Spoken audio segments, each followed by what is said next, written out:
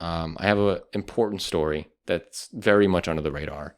Nobody's talking about it. It's not right. It's gross that nobody's talking about it. And it's a reminder to everybody that racism is deeply rooted in this country, and it has not gone away, no matter how much we wish it did. So a black man was elected mayor in rural Alabama, but the white town leaders won't let him serve. This is taking place in Newbern, Alabama. It is 85% black, and 29% of the black residents live below the poverty line. 2 years ago, this Braxton, this is the man who ran for mayor and isn't being allowed to serve. He saw firsthand many times where the town was just soaked with systemic racism. One of the first examples he recalls was there was a fire in a black neighborhood, and he was the only volunteer fireman who showed up. And white firemen were trying to take the keys away from him to stop him from going to the fire to put it out. Unbelievable. So he gets to power, and he has not only been locked out of town halls, and he has been followed by a drone and unable to retrieve the town's mail and financial accounts. The previous mayor, Haywood Woody Stokes III, the former white mayor, along with his council members, reappointed themselves to the positions after ordering a special election that nobody knew about. This is just a rejection of democracy. Yeah.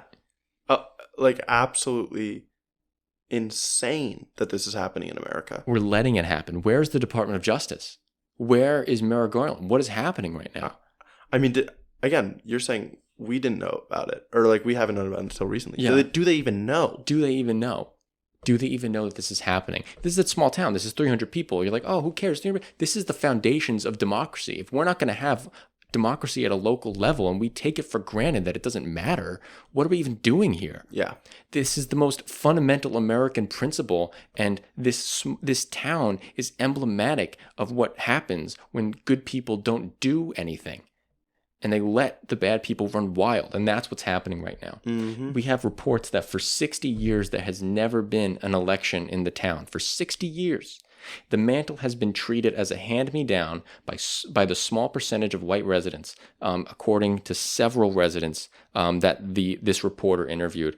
After being the only one to submit, this is how Braxton got to power, by the way. He was the only one to submit qualifying paperwork and a statement of economic interests. He was the only one to do so. There was nobody else on the ballot. Mm-hmm. So, or there wasn't even a ballot. He was the only one to submit. He won, right? And despite what they know for sure, despite what everyone knows for sure, there was never an election, and Stokes had been in office since 2008. This white mayor has been in office since 2008, and nobody can remember there ever being an election. That's crazy. 14 years, 15 years. They didn't even know that there was an election. It's literally just monarchy on a small scale. And it's like a club. That's what these people are treating the politics like a club.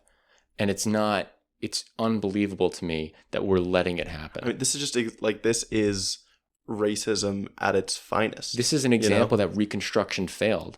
We didn't do a good enough job of rooting out racism in this country. We didn't finish the job. And because we didn't, we're dealing with this 150 years later or whatever it is, because we didn't end it then.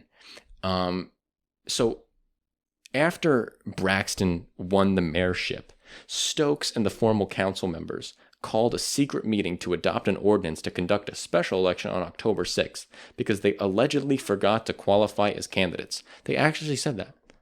They said that they forgot to qualify as candidates, so we're just going to change the election date.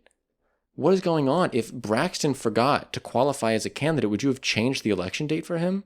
No. Of course not. Of course not.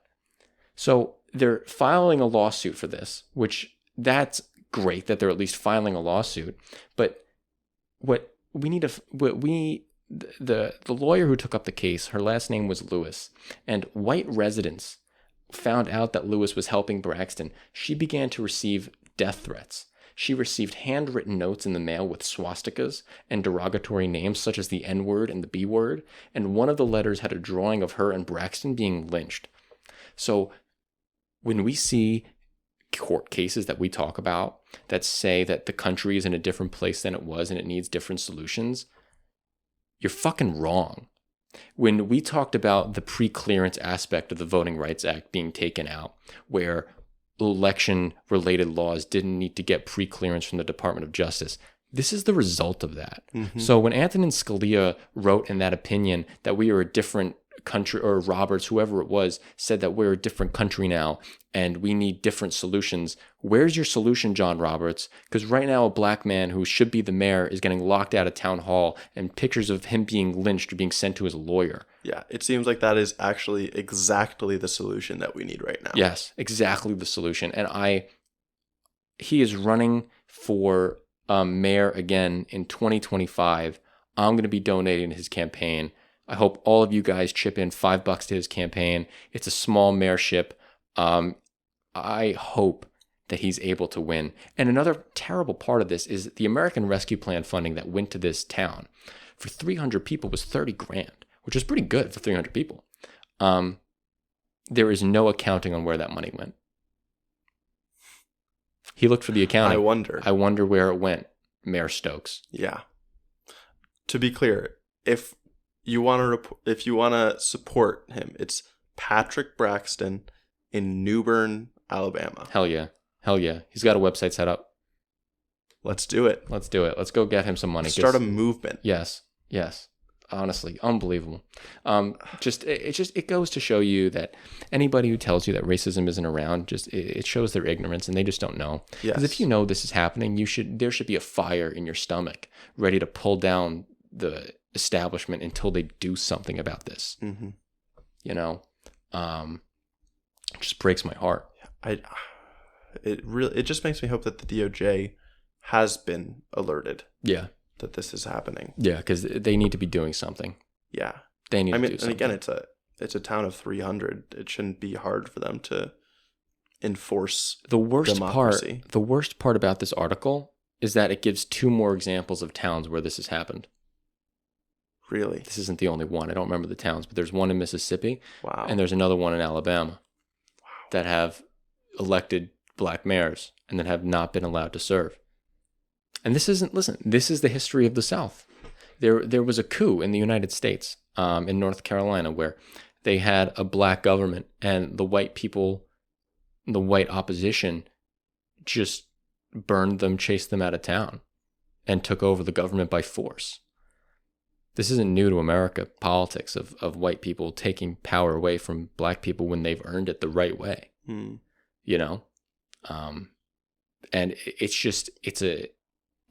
I just want everyone to understand that the legacy of racism isn't just a legacy.